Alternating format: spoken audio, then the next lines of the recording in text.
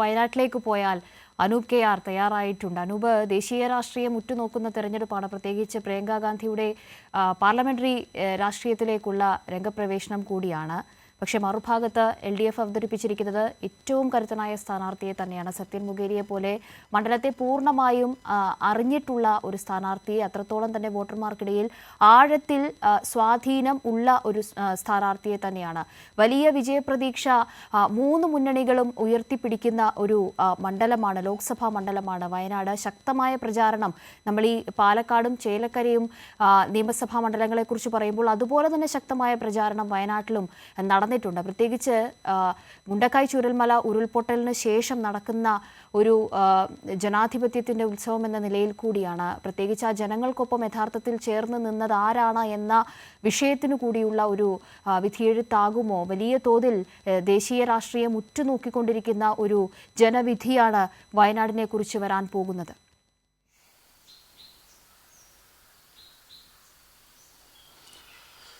അതെ, 2019 ശേഷമാണ് ഈ ഒരു ദേശീയ പ്രാധാന്യം വയനാട് ലോക്സഭാ മണ്ഡലത്തിൽ ഉണ്ടാകുന്നത്.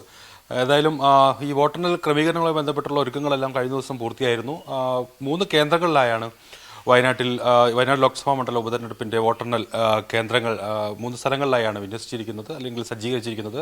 ഒന്ന് മലപ്പുറം ജില്ലയോട് ചേർന്നിട്ടുള്ള വയനാട് ലോക്സഭാ മണ്ഡല പരിധിയിലെ സ്ഥലങ്ങൾ, അതായത് വണ്ടൂർ, ഏറനാട്, നിലമ്പൂർ നിയോജക മണ്ഡലങ്ങളിലെ വോട്ടെണ്ണൽ മൈലാടി സ്കിൽ ഡെവലപ്മെന്റ് സെന്റർ, അമൽ കോളേജിലെ മൈലാടി സ്കിൽ ഡെവലപ്മെന്റ് സെന്ററിൽ, പിന്നീട് തിരുവമ്പാടി, കോഴിക്കോട് ജില്ലയിലെ തിരുവമ്പാടി നിയോജക മണ്ഡലത്തിലെ വോട്ടെണ്ണൽ കൂടത്തായി സെന്റ് മേരീസ് കോളേജിൽ, അതോടൊപ്പം വയനാട് ജില്ലയിലെ 3 നിയോജക മണ്ഡലങ്ങളിലെ വോട്ടെണ്ണൽ കൽപ്പറ്റ SKMJ സ്കൂളിൽ. SKMJ സ്കൂൾ എന്ന് പറയുമ്പോൾ ജൂബിലി ഹാളുണ്ട്, LP സ്കൂളുണ്ട്, SKMJ ഹൈസ്കൂൾ വിഭാഗം കെട്ടിടമുണ്ട്. ഈ 3 കെട്ടിടങ്ങളിലെ 3 നിയോജക മണ്ഡലങ്ങളിലെ വോട്ടെണ്ണൽ നടക്കും. ഈ വിധത്തിലാണ് ക്രമീകരണങ്ങൾ. 8 മണിക്ക് തന്നെ വോട്ടെണ്ണൽ ആരംഭിക്കും. ആദ്യം പോസ്റ്റൽ വോട്ടുകളാണ് എണ്ണുക. അതിന് പ്രത്യേകം സജ്ജീകരിച്ച ഒരു ഹാളുണ്ട്. അവിടെ 24 ടേബിളുകളാണ് അതിനായി സജ്ജീകരിച്ചിരിക്കുന്നത്. 11,000-ഓളം ഈ പോസ്റ്റൽ വോട്ടുകളാണ് പ്രതീക്ഷിക്കുന്നത്.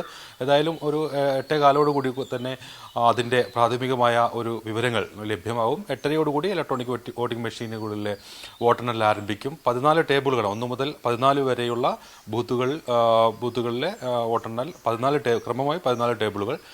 അതിനുശേഷം 14 മുതൽ 28 വരെയുള്ള അടുത്ത റൗണ്ട്, അതിനുശേഷം തുടർ റൗണ്ടുകൾ. ഈ വിധത്തിലായിരിക്കും വോട്ടെണ്ണൽ നടക്കുക. 8:45 നമുക്ക് പ്രാഥമികമായ വിവരങ്ങൾ പല സ്ഥലങ്ങളിൽ നിന്ന്, അതായത് ഈ പല വോട്ടെണ്ണൽ കേന്ദ്രങ്ങളിൽ നിന്നുള്ള വിവരങ്ങൾ ഒരു സംയോജിപ്പിച്ച് നമുക്ക് കൽപ്പറ്റയിൽ സജ്ജീകരിച്ചിരിക്കുന്ന മീഡിയ സെന്ററിൽ നിന്ന് നൽകാൻ കഴിയും എന്നാണ് പ്രതീക്ഷിക്കുന്നത്. ഏതായാലും എല്ലാ സജ്ജീകരണങ്ങളും പൂർത്തിയായി 7:30 തന്നെ സ്ട്രോങ് റൂം തുറക്കും. ഉദ്യോഗസ്ഥരെല്ലാം അതിനായി സജ്ജമായി കഴിഞ്ഞു. അതിനുള്ള പ്രാഥമികമായ ഒരുക്കങ്ങളാണ് ഇപ്പോൾ ഏതായാലും വയനാട്ടിൽ നടക്കുന്നത്. നേരത്തെ സൂചിപ്പിച്ചതുപോലെ ദേശീയ പ്രാധാന്യമേറെയുള്ള വയനാട് ലോക്സഭാ മണ്ഡലത്തിന്റെ ഉപതെരഞ്ഞെടുപ്പിൽ വലിയ രാഷ്ട്രീയ ചർച്ചകളാണ്, ദേശീയ പ്രാധാന്യമുള്ള ചർച്ചകളാണ് നടന്നത്. രാഹുൽ ഗാന്ധി വയനാട് ഉപേക്ഷിക്കുകയും പിന്നീട് റായ്ബറേലി നിലനിർത്തുകയും ചെയ്ത രാഷ്ട്രീയ സാഹചര്യമെല്ലാം LDFന്റെ വലിയ പ്രധാനപ്പെട്ട തെരഞ്ഞെടുപ്പ് പ്രചാരണ വിഷയങ്ങളായിരുന്നു. അതോടൊപ്പം വയനാട്ടിലെ വിവിധ പ്രശ്നങ്ങൾ, അടിസ്ഥാന പ്രശ്നങ്ങൾ ഊന്നിക്കൊണ്ടുള്ള തെരഞ്ഞെടുപ്പ് പ്രചാരണ വിഷയങ്ങൾ വലിയ തോതിൽ പ്രചരണ വിഷയങ്ങളായി തന്നെ വയനാട് ലോക്സഭാ മണ്ഡലത്തിൽ നടന്നു ഒരു മാസക്കാലം. ഏതായാലും അതിനുശേഷമുള്ള 10 ദിവസത്തെ കാത്തിരിപ്പിന് ശേഷം ഇന്ന് ഏതായാലും ഫലം അറിയാൻ പോവുകയാണ്. വലിയ രാഷ്ട്രീയ പ്രചാരണം ഞാൻ നടന്നുവെന്ന് സൂചിപ്പിച്ചു. ആ വിധത്തിൽ ഒരു പോളിംഗ് ശതമാനം ആ വിധത്തിൽ ഉണ്ടായിരുന്നില്ല എന്നുള്ളതാണ് ഈ വിജയപ്രതീക്ഷയിൽ അല്ലെങ്കിൽ വോട്ടിംഗ് ശതമാനത്തിലെല്ലാം മുന്നണികളെ കുഴയ്ക്കുന്നത് എന്നുള്ളതാണ്. ഏതാണ്ട് ഒരു 8% പോളിംഗ് ആണ് 2024 ഏപ്രിൽ നടന്ന തെരഞ്ഞെടുപ്പിന് ശേഷം നടന്ന ഉപതെരഞ്ഞെടുപ്പിൽ ഉണ്ടായത് എന്നുള്ളതാണ്. പ്രിയങ്ക ഗാന്ധി എത്തുമ്പോൾ വലിയ ഭൂരിപക്ഷത്തിൽ വയനാട് ലോക്സഭാ മണ്ഡലത്തിൽ നിന്ന് വലിയ ഭൂരിപക്ഷം നേടി വിജയിക്കുമെന്നൊരു അവകാശവാദവുമായാണ് UDF മത്സരത്തിനിറങ്ങിയത്. അവരുടെ ആദ്യ പാർലമെന്ററി മത്സര രംഗത്തേക്കുള്ള പ്രവേശന രീതിയിൽ വലിയ മുൻനിര നേതാക്കൾ എത്തിയെല്ലാമാണ് ഇവിടെ പ്രചാരണം നടത്തിയത്. എന്നാൽ ആ രീതിയിൽ വോട്ടർമാർ പ്രചാരണങ്ങളെ ഏറ്റെടുത്തില്ല എന്നതിൻ്റെ കൂടി സൂചനയാണ് പോളിംഗ് ശതമാനത്തിലെ കുറവ്. ആ രീതിയിലാണ് വിലയിരുത്തപ്പെടുന്നത്. ഏതായാലും വിവിധ രാഷ്ട്രീയ വിഷയങ്ങൾ LDF ഉയർത്തി. ആ രാഷ്ട്രീയ വിഷയങ്ങളോടുള്ള ക്രിയാത്മകമായ ഒരു പ്രതികരണം വോട്ടർമാരുടെ അരികിൽ നിന്നുണ്ടായി എന്നുള്ളതാണ് LDFന്റെ ആത്മവിശ്വാസം. വോട്ടിംഗ് ശതമാനം ഉയർത്തുക എന്നുള്ളതായിരുന്നു NDA യുടെ ഒരു തെരഞ്ഞെടുപ്പ് ലക്ഷ്യം അവർ വിജയിക്കാനാണ് മത്സരിക്കുന്നതെങ്കിലും അവരുടെ പോളിംഗ് ഈ വോട്ട് ശതമാനം വിഹിതം സംബന്ധിച്ച് പരിശോധിക്കുമ്പോൾ 13%. അത് 8% നിന്ന് കഴിഞ്ഞ തവണ 13% വരികയാണ് ചെയ്തത്. ആ വിധത്തിലാണ് NDAയുടേത്. ഏതാണ്ട് 59-60% വോട്ടുകളാണ് UDF മണ്ഡലത്തിലുള്ളത് കഴിഞ്ഞ ലോക്സഭാ തെരഞ്ഞെടുപ്പിന്റെ പശ്ചാത്തലത്തിൽ. LDF 26.69, 27% വോട്ടുകളാണ് LDF മണ്ഡലത്തിൽ കഴിഞ്ഞ തെരഞ്ഞെടുപ്പിന്റെ പശ്ചാത്തലത്തിൽ ഉള്ളത്. ഏതായാലും അതിൽ നിന്നുള്ള ഒരു മാറ്റം ഈ ലോക്സഭാ മണ്ഡലത്തിന് ഉണ്ട് എന്നുള്ളതാണ് രാഷ്ട്രീയ സാഹചര്യം. അതിന്റെ പ്രധാനപ്പെട്ട കാരണം ഈ വിധത്തിൽ മണ്ഡലത്തിന്റെ അടിസ്ഥാന പ്രശ്നങ്ങളിൽ ഏത് വിധത്തിൽ വയനാട്ടിനെ പ്രതിനിധീകരിക്കുന്ന MP ഇടപെട്ടു എന്നത് സംബന്ധിച്ചുള്ള സജീവമായ ചർച്ചകളാണ്. ഈ നേരത്തെ സൂചിപ്പിച്ചല്ലോ, ഉരുൾപൊട്ടൽ സമയത്ത് വലിയ ദുരിതം അനുഭവിക്കുന്ന സമയത്തൊന്നും വയനാട്ടിനെ പ്രതിനിധീകരിച്ച് ഒരു MP വയനാട്ടിനുണ്ടായിരുന്നില്ല. അതിനൊരു കേന്ദ്ര സഹായം ഉൾപ്പെടെയുള്ള കാര്യങ്ങളിൽ ഒരു സമ്മർദ്ദമാവാൻ UDFനായില്ല, അല്ലെങ്കിൽ UDF MPമാരായില്ല. പ്രത്യേകിച്ച് ഈ ഒഴിഞ്ഞുകിടക്കുന്ന MP-യുടെ ഒരു സാന്നിധ്യം അല്ലെങ്കിൽ അത്തരത്തിലുള്ളൊരു സാഹചര്യം എത്തിച്ചു. അതിന് ഒരു സമ്മർദ്ദമായി നമുക്ക് ഒരു MP ഉണ്ടായിരുന്നില്ല എന്നെല്ലാം വലിയ സജീവമായ ചർച്ചയായിരുന്നു ഈ ഉപതെരഞ്ഞെടുപ്പിന്റെ ഘട്ടത്തിൽ. ഏതായാലും അത്തരം ഒട്ടേറെ കാരണങ്ങളാൽ വളരെ സജീവമായ പ്രചാരണങ്ങൾ നടന്ന ലോക്സഭാ മണ്ഡലത്തിലെ തെരഞ്ഞെടുപ്പ് ഫലമാണ് നാം എല്ലാവരും കാത്തിരിക്കുന്നത്. ഏതായാലും അല്പസമയത്തിനകം തന്നെ അതിന്റെ നടപടിക്രമങ്ങൾ ആരംഭിക്കും. സ്ട്രോങ് റൂം തുറക്കും. 7:00 തന്നെ ആ നടപടികളിലേക്ക് കടക്കും. 8 മണിയോടുകൂടി പോസ്റ്റൽ വോട്ടുകൾ എണ്ണി തുടങ്ങും. നമുക്ക് 8:30 തന്നെ ഇലക്ട്രോണിക് വോട്ടിംഗ് മെഷീനുകളുടെ ഫലസൂചനകൾ അറിയാൻ കഴിയും. 8:45 അത് ഏത് ദിശയിലേക്കാണ് സഞ്ചരിക്കുന്നത് എന്നതിന്റെ ഒരു പ്രാഥമിക സൂചനകൾ വിവിധയിടത്തു നിന്നുള്ള കണക്കുകൾ പരിശോധിക്കുമ്പോൾ നമുക്ക് മനസ്സിലാക്കാനാവും. അനൂപ്, ഒരു കാര്യം കൂടി, നമ്മളിപ്പോൾ ഈ ഉരുൾപൊട്ടൽ ദുരന്തവുമായി ബന്ധപ്പെട്ട കാര്യങ്ങൾ പറഞ്ഞ് നിർത്തിയത് കൊണ്ടാണ് അനൂപ് സൂചിപ്പിച്ച സാഹചര്യം അത് വളരെ പ്രധാനപ്പെട്ടതായിരുന്നു. ഒരു MP ആവശ്യങ്ങൾ കൃത്യമായി മണ്ഡലത്തിന്റെ ആവശ്യം ഈ ഒരു ഘട്ടത്തിൽ പാർലമെന്റിൽ ഉയർത്തിപ്പിടിക്കാൻ ഉണ്ടായിരുന്നുവെങ്കിൽ, കേന്ദ്ര സർക്കാരിനോട് കൃത്യമായി ആവശ്യങ്ങൾ അല്പം കൂടി ജനങ്ങളോട് ചേർന്ന് നിന്ന് പറയാനുണ്ടായിരുന്നുവെങ്കിൽ, സംസ്ഥാനം ഇപ്പോൾ ഉരുൾപൊട്ടൽ ദുരന്ത ബാധിതരോട് കേന്ദ്ര സർക്കാർ കാണിക്കുന്ന ക്രൂരമായ അവഗണനയ്ക്കെതിരെ ഇത്രയും ശക്തമായ പ്രക്ഷോഭത്തിലേക്ക് കടക്കേണ്ടി വരുന്നൊരു സാഹചര്യം ഉണ്ടാകുമായിരുന്നില്ല. ഈ കുറഞ്ഞ പോളിംഗ് ശതമാനം എന്നത് ആ നിലയിലാണോ ഇപ്പോൾ UDFന്റെ നെഞ്ചിടിപ്പ് കൂട്ടുന്നത്?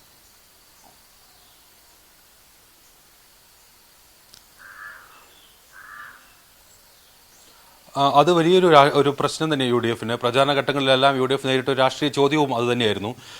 വയനാട് ഉപേക്ഷിച്ച സാഹചര്യം തന്നെ അതിൽ പ്രധാനപ്പെട്ടതാണ്. റായ്ബറേലിയിൽ മത്സരിക്കുന്ന കാര്യം വയനാട്ടിൽ രാഹുൽ ഗാന്ധി മത്സരിക്കുന്ന ഘട്ടങ്ങളിൽ ഒന്നും തന്നെ പറഞ്ഞിരുന്നില്ല. ഒരു രാഷ്ട്രീയ ചോദ്യമായി ഇത് LDF ഉയർത്തിയപ്പോഴും അതിന് കോൺഗ്രസ് നേതാക്കളോ UDFോ അതിനൊരു വിശദീകരണമോ മറുപടിയോ നൽകിയില്ല. എന്നാൽ റായ്ബറേലിയിലെ തെരഞ്ഞെടുപ്പ് ഫലത്തിന് ശേഷം വയനാട് ഉപേക്ഷിച്ചു. അതിനുശേഷം ഈ വയനാട്ടിലെ ലോക്സഭാ മണ്ഡലത്തിലെ തെരഞ്ഞെടുപ്പിന് ശേഷമാണ് റായ്ബറേലിയിൽ സ്ഥാനാർത്ഥിത്വം രാഹുൽ ഗാന്ധി പ്രഖ്യാപിച്ചത്. ആ ഘട്ടത്തിൽ വയനാടിനെ രാഹുൽ ഗാന്ധി വഞ്ചിച്ചു എന്നുള്ള തരത്തിലുള്ള ഒരു വലിയ പ്രചാരണം മണ്ഡലത്തിൽ പൊതുവിലുണ്ടായിരുന്നു. ഏതായാലും അതിനോടൊന്നും ഒരു ഘട്ടത്തിൽ പ്രതികരിക്കാൻ രാഹുൽ ഗാന്ധി തയ്യാറായില്ല.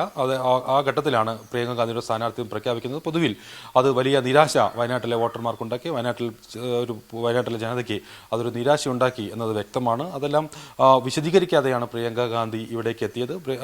രാഹുൽ ഗാന്ധി 2019 ഏതെല്ലാം വാഗ്ദാനങ്ങളാണോ നൽകിയത് ആ വാഗ്ദാനങ്ങൾ തന്നെ ആവർത്തിച്ച് പ്രചരണ വിഷയങ്ങളിൽ രാഷ്ട്രീയ മറുപടികളില്ലാതെ ആദ്യഘട്ടങ്ങളിലെല്ലാം പ്രിയങ്ക ഗാന്ധി സംസാരിച്ചതെല്ലാം വലിയ വിമർശനങ്ങൾക്ക് ഇടയാക്കിയിരുന്നു. പൊതുവിൽ വയനാട്ടിന്റെ അടിസ്ഥാന പ്രശ്നങ്ങളായിട്ടുള്ള വിവിധ വിഷയങ്ങളുണ്ട്.